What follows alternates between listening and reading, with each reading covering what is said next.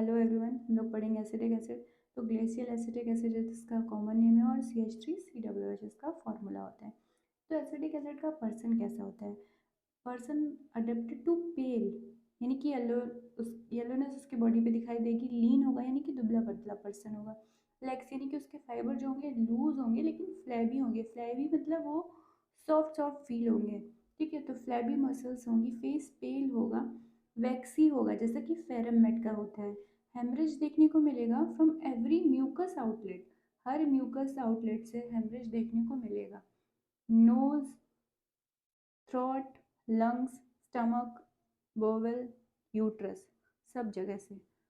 Ferrum और millefolium में भी देखने को मिलता है क्या? एवरी म्यूकस आउटलेट से हेमरेजेस। ठीक है, इसमें हमें मेट्रोरेजिया देखने को मिलेगा, विकेरियस और ट्रोमेटिक एपिस्टेक्सिस देखने को मिलेगी, यानी कि जब नोज ब्लीड करती है। ठीक है, अर्निका में भी देखने को मिलती है ये कंडीशन हमें।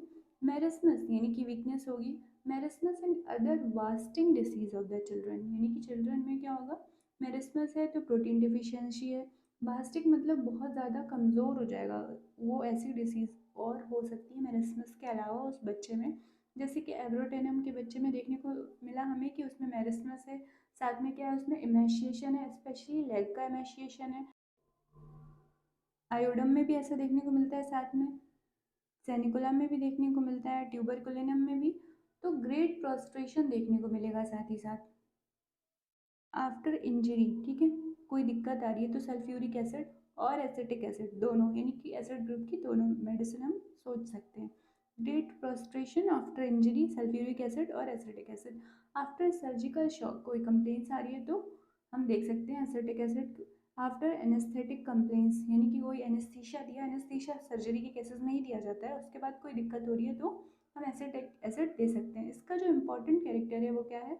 अब वो है थर्स्ट। तो थर्स्ट क्या है? थर्स्ट जो है इंटेंस है, बर्निंग है साथ ही साथ इसमें। इनसेटाइबल थर्स्ट है, इवन फॉर लार्ज क्वांटिटीज वो वाटर की डिमांड करेगा इन ड्रॉपसी की कंडीशन में, जबकि वाटर एक्यूमुलेशन है उसकी बॉडी में तब भी वो क्या है? लार्ज क्वांटिटी ऑफ वाटर उसको चाहिए। थर्स्ट इंटेंस है, बर्निंग है, इनसेटाइबल है।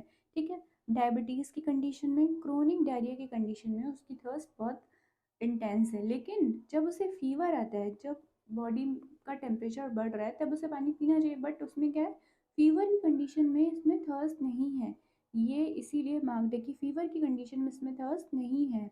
तो ये इम्पॉर्टेंट है यहाँ पर। ठीक है, सोर बेल्चिंग है, वॉमिटिंग ऑफ प्रेगनेंसी, यानी कि सोर बेल्चिंग एंड वॉमिटिंग है ड्यूरिंग प्रेगनेंसी। और बर्निंग वाटर ब्रश है। वाटर ब्रश मतलब जो एसिडिक कंटेंट है स्टमक में वो माउथ में आ जा रहा है, तो burning water brush and profuse salivation देखने को मिल रहा है। साथ ही साथ डे एंड नाइट दोनों में क्या मिल रहा है? प्रोफ्यूज सेलाइवेशन देखने को मिल रहा है इसमें। लैक्टिक एसिड में भी ऐसा होता है, लेकिन सेलाइवेशन एग्रीवेट करता है नाइट में, किसमें? मर्कसॉल में। ठीक है, सेलाइवेशन प्रोफ्यूज देखने को मिल रहा है बर्निंग वाटर ब्रेथ के साथ डे एंड नाइट में। और क्या है? लैक्टिक एसिड में भी सलाइवेशन देखने को मिलता है प्रोफ्यूज डे एंड नाइट में, लेकिन जो इसमें सलाइवेशन एग्रीवेट कर रहा है एट नाइट, तो ये क्या है? मर्क सॉल में होता है salivation aggravation at night. Diarrhoea देखने को मिलता है इसमें हमें कोपियस, एग्जॉस्टिंग, मतलब कि डायरिया के बाद जो पर्सन होगा वो बहुत ज़्यादा एग्जॉस्ट हो जाएगा। ग्रेट थर्स्ट, जैसे कि अभी हम लोगों ने देखा ग्रेट थर्स्ट है, ड्रॉप्सी की कंडीशन में भी इसमें थर्स्ट है, एक्सेप्ट फीवर, सारी कंडीशन में इसमें हमें थर्स्ट मिल रही है।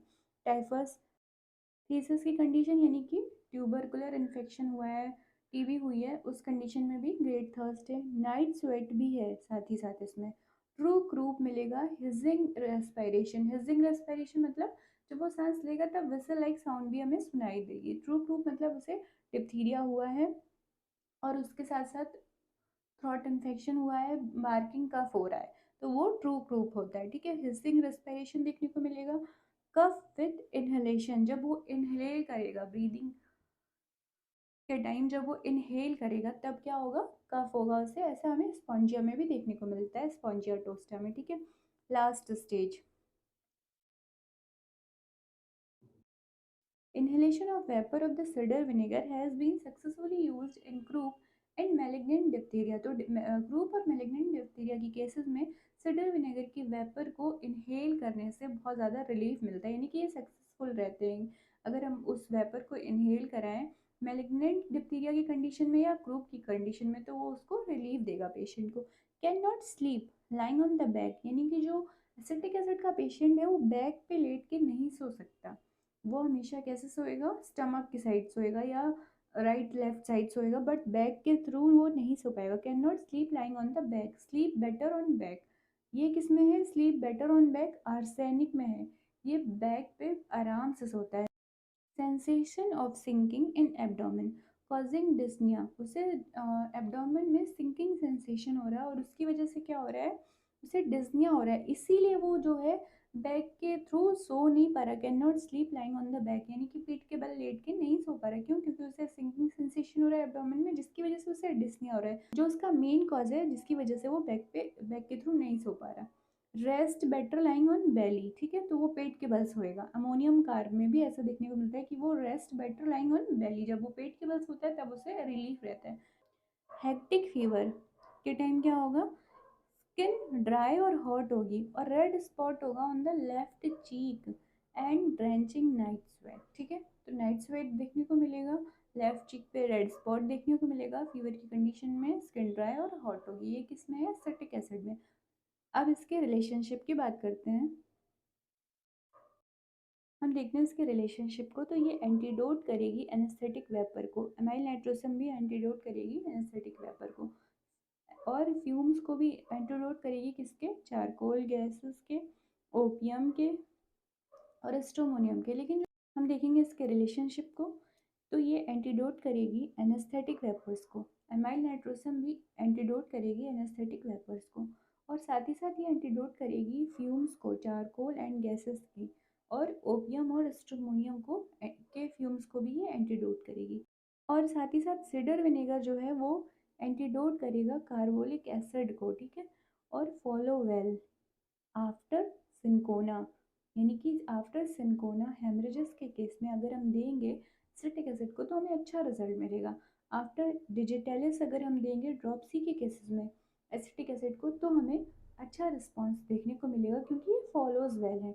It aggravate the symptom of arnica, belladonna, lachesis, merc sol और स्पेशली हेडक फ्रॉम बेलाडोना, यानी कि अगर बेलाडोना की वजह से हेडक हो रहा है और अगर हम उसको उसके बाद एसिटिक एसिड को देंगे तो ये उसकी कंप्लेंट्स को क्या कर देगा, एग्रीवेट कर देगा, ठीक है। तो ये हो गई हमारी एसिटिक एसिड कंप्लीट। तो वीडियो को लाइक कर दें, अपने फ्रेंड्स के साथ शेयर कर दें, और कोई और मेडिसिन आप पढ़ना चाहते हैं तो कमेंट सेक्शन में बताएं। Thanks for watching, take care and bye bye.